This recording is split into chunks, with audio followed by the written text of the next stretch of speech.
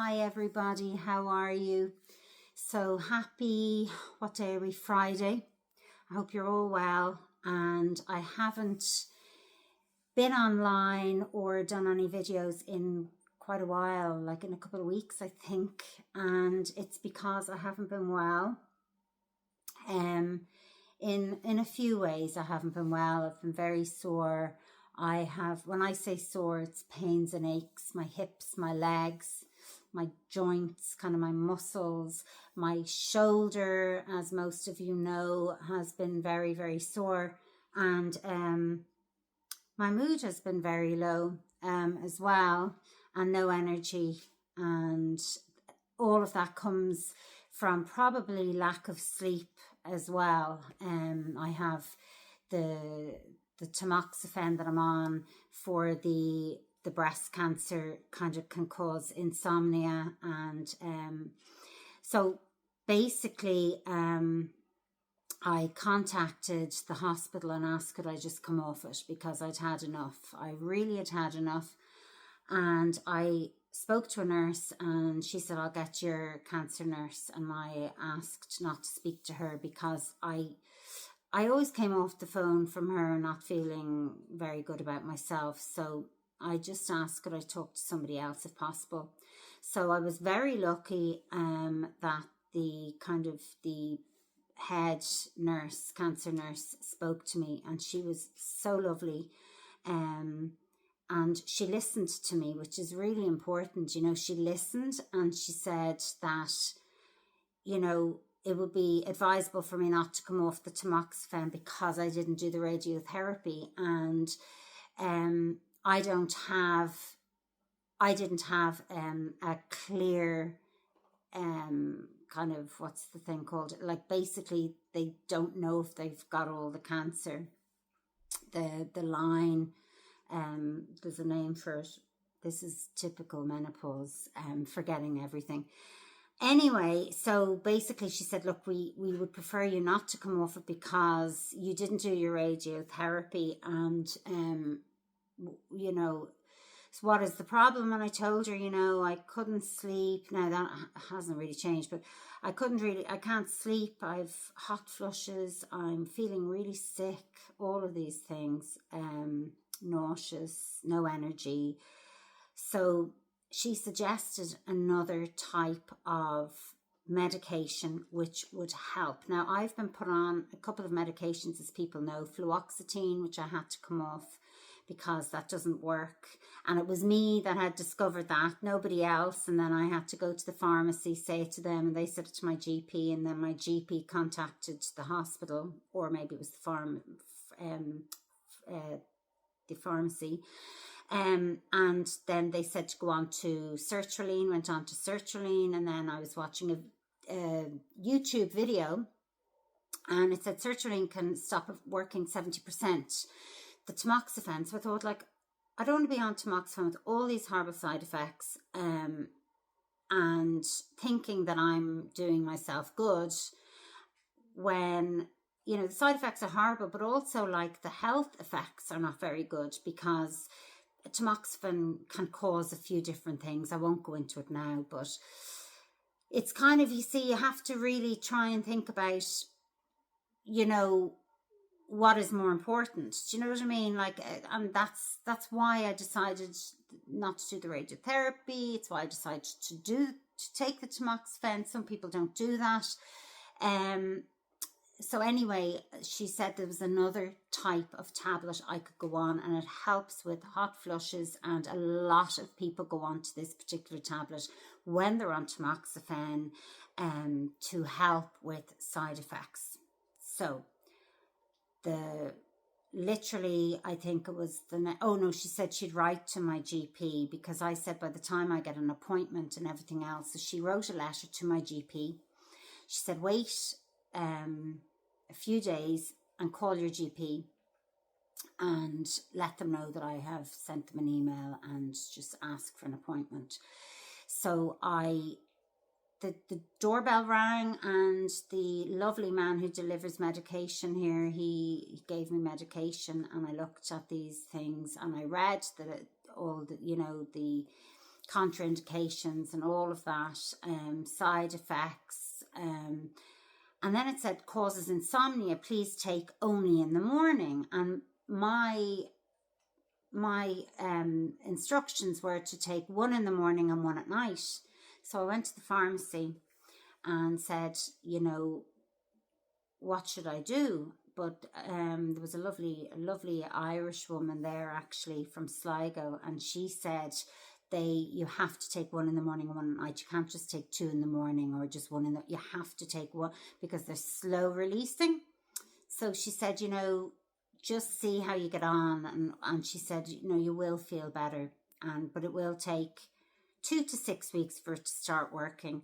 So, oh my gosh, I took them, and literally the next day, or was it, yeah, I woke up the next morning and my eyes were like shocked, you know, that like shocked look, and I was like, oh my gosh. My mum used to get that on certain medications, and I've got it before, actually, on a medication.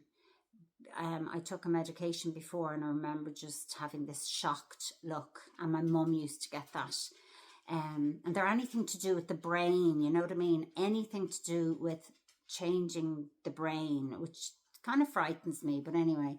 And so I just said, you know what, I'm going to trust the nurse, trust the GP, trust the pharmacist, and just do this, and hopefully something will change in my life. So I'm 2 weeks today, and I had a GP appointment, telephone appointment this morning, and he asked how I was getting on, and I was saying, you know, I do feel better in, like, I don't feel as sick. I don't feel sick. I'm trying to take them with food, my medication with food. And also I feel a little bit brighter, in the sense clearer, like clearer in my head or something.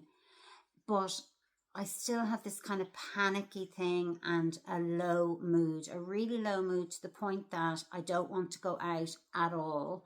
I've had days where I haven't got out of my pajamas for a couple of days. Poor Teddy wasn't walked. I was crawling around the house. I didn't want to text people. I certainly couldn't talk on the phone to people. I just wanted to run away and just go to bed and pull the covers over my head. I don't know what I'd do without Netflix, by the way.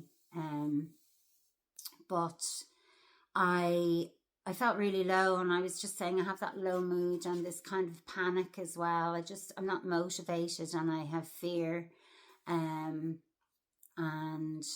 yeah, it's just that kind of, and it's never really around me and my illness. It's around my mother and missing my mother, and I'm going home hopefully in a couple of weeks, and I'm really frightened that I will collapse when I get there, like literally collapse into just a mess, an emotional ball, because I haven't seen her in nearly 9 months, and she's my world, and I've tried to kind of block it out because I couldn't travel home, and I tried to block everything, and I know from my life experiences that blocking things does not help, because it always resurfaces. You can't block out things, you have to process. I've tried, you know, but it's so anyway, so the doctor said, we're going to double your dose. And I was like, what? He said, yeah. He said, usually we'd wait for maybe 4 weeks to up it. But he said, I think we'll up it and we'll double it. And I said, oh my God, is this going to cause like any brain problems or dementia or muscle, like bone? And he said, no. Now, the only thing is it causes high blood pressure, which my mum has, and it's in my family.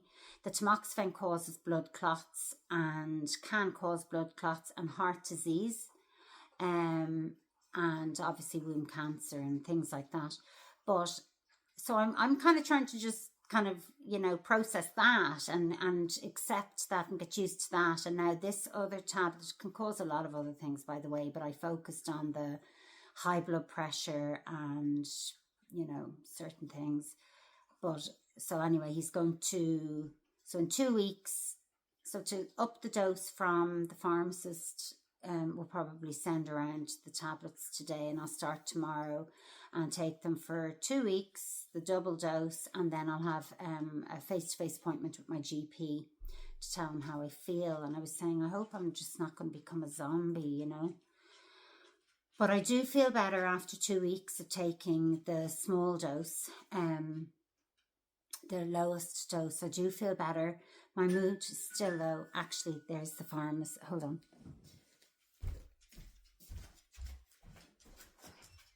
Hello. Thank you so much. Bye.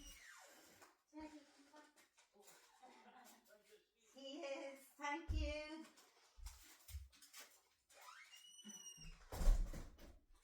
Okay, so here they are.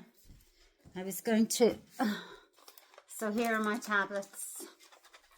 And they say urgent on them as well. So, oh, maybe I'll start tonight with my double dose. He said to start immediately. So I took one this morning. So maybe I'll start I don't know, maybe I should wait till tomorrow. Oh, anyway. So, yeah, so we'll see anyway how I go. But it definitely has, the hot flushes aren't as bad. My insomnia is through the roof. I started having insomnia when I was around, it was after my dad died. So it was around, I remember from around 14, not being able to sleep. I could have been 13, but I remember, and I used to write poetry and songs at night. And it was, you know, all about the cycle of life and things like that. And I don't know where any of that stuff is now, but of course I wanted to be a singer. Originally I wanted to be an opera singer and then a classical singer. And so singing was my first love, music. And I loved writing. Fanny, like people in school would remember, I loved English class and I loved writing. So yeah, I thought that's what I would do. And also acting was another thing, but I was too shy to act or sing. So it wasn't a really, well, you know, and then I look at some actors or singers, and when they're being interviewed, they're so shy. I think, how can they go on stage? They're just so like timid. And yet they can go out and just change the world with their music, change lives, you know. They can absolutely change the vibration on this earth. And yet they're so timid and shy. And I just wonder how could they have done it, you know.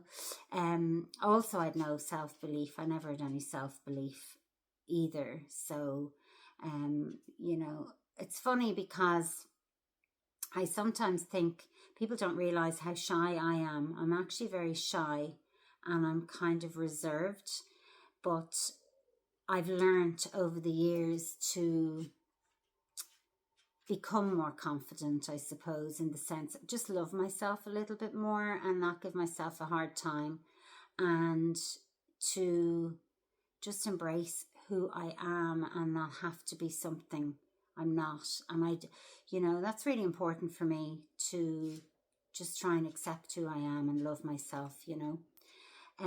So that's where I'm at. I'm not in a great place. I probably look okay because for the first time I was out yesterday and I sat in the sun. Not for long, but it just gives me a bit of a colour. Plus I've got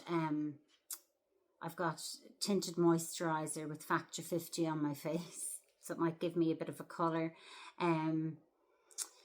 So that's it. So I'm okay. I'm doing well. Thanks be to God. I had an MRI on my shoulder finally, and I'm waiting on the results. I went for 3 massages, and she didn't actually massage me for the 3 hours. But the last one, there was a a lovely Polish girl there, and I think she's training or something, doing extra training, but she was very wise, and she felt it was, she said, I hope you don't mind me saying this, but I mean, they literally did my spine, they did my neck. Now, they did say my neck was, the vertebrae here were slightly crooked, and they were trying to straighten it. And the fluid here, they were doing a cranial sacral massage, but the lovely Polish girl said that she thinks that it could be past trauma. She said, have you got past trauma? And then the masseuse who I go to, she said, oh, I didn't want to say it, but I kind of feel it could be that as well. And I was saying, but how can it be that I can't lift my arm and there's actual pain? And they asked me to do an exercise and breathe and all of this. And oh my gosh. Now, it still hurt, but I could actually lift my arm better. And every time I'm in pain with my shoulder and I can't lift my arm, I remember to breathe and relax my shoulders and my body and tell myself I'm safe and I can actually lift my arm. Unreal. So that's where I'm at. I'm really looking forward to seeing my mother. And it will be like, I'm the only thing I'm really afraid of is that I won't want to come back here. I'll want to stay there. But, you know, it'll be okay as long as I bring God and the angels with me. So thanks, everybody. And I'll do another one very soon, I promise. And I'd like to talk about a few different subjects. So God bless. Take care. Bye.